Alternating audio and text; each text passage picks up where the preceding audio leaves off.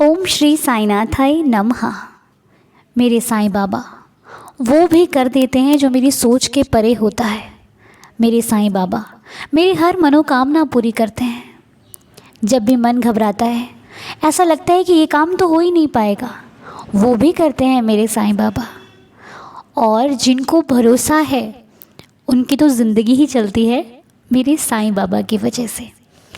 जी हाँ, आज मैं आपको एक ऐसी ही सुंदर सी लीला के बारे में बताने जा रही हूँ, सुनाने जा रही हूँ, जिसे सुनकर आपके मन में भी जो श्रद्धा 50% है वो एकदम से 100 के ऊपर चली जाने वाली है।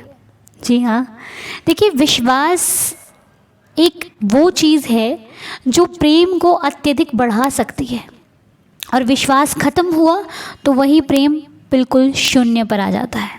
तो सारा जो काम है विश्वास का है, और ये विश्वास इंसान हो, भगवान हो, सभी के लिए ज़रूरी होता है।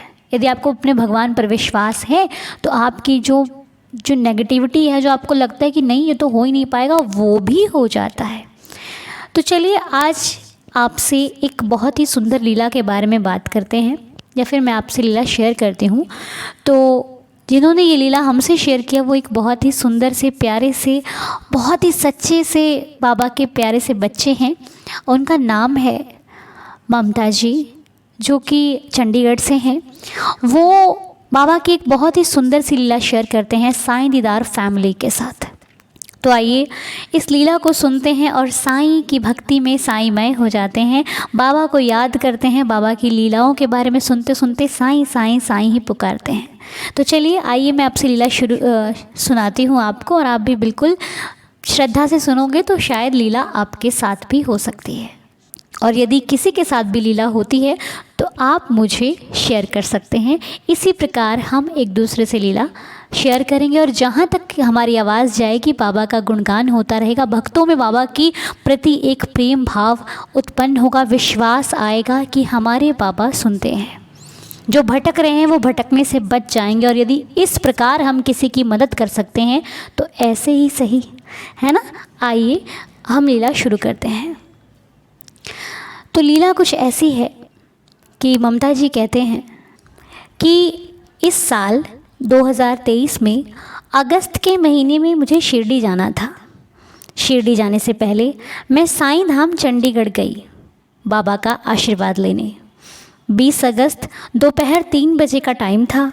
हमने बाबा के दर्शन किए और उनका आशीर्वाद लेकर जैसे ही हम द्वारका माई की तरफ गए तो उसी समय बहुत तेज़ बारिश होने लगी। बारिश को देखकर ममता जी परेशान हो गए। उन्होंने सोचा कि अब कैसे होगा, क्योंकि यदि बारिश नहीं रुकी तो हम स्टेशन कैसे जाएंगे, और हमारी ट्रेन आने में बहुत थोड़ा ही समय बाकी रह गया है। और बारिश धीरे धीरे तेज़ हो रही थी, और मंदिर से उनको घर जाना था, घर से सामान लेकर फिर वापस स्टेशन जाना था। और ये इतना जाने आने में वक्त तो लगता ही है, और वक्त उनके पास कम था। तो फिर क्या था, फिर उन्होंने अपने बाबा, अपनी साईं माँ को याद किया। उसी समय उन्होंने बाबा से प्रार्थना की कि बाबा, मुझे विश्वास है कि आप मुझे निराश नहीं करोगे, और बाबा अगर आप यहाँ विराजमान हो तो मेरी विनती सुनिए। 3:30 बजे तक बाबा ये बारिश रुक जाए ताकि हम घर जाके स्टेशन तक आराम से पहुँच जाएं, नहीं तो हम स्टेशन जाने के लिए लेट हो जाएंगे और शिरडी कैसे आएंगे। बस ये उनकी जो प्रार्थना थी उन्होंने अपने बाबा से करी, और देखते ही देखते 3 बजकर 20 मिनट पर टाइम बढ़ता जा रहा था। उनकी दिल की धड़कन भी बढ़ती जा रही थी कि अगर बारिश नहीं रुकी तो क्या होगा।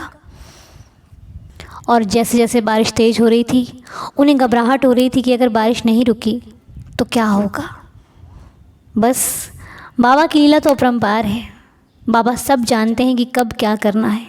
हमें सिर्फ सच्चे दिल से प्रार्थना करने की ज़रूरत होती है। बाबा हमारी परेशानी, हमारे सुख दुख को हमसे कहीं ज़्यादा अच्छे से जानते हैं। 3:25 हुए, अचानक से बारिश रुक गई।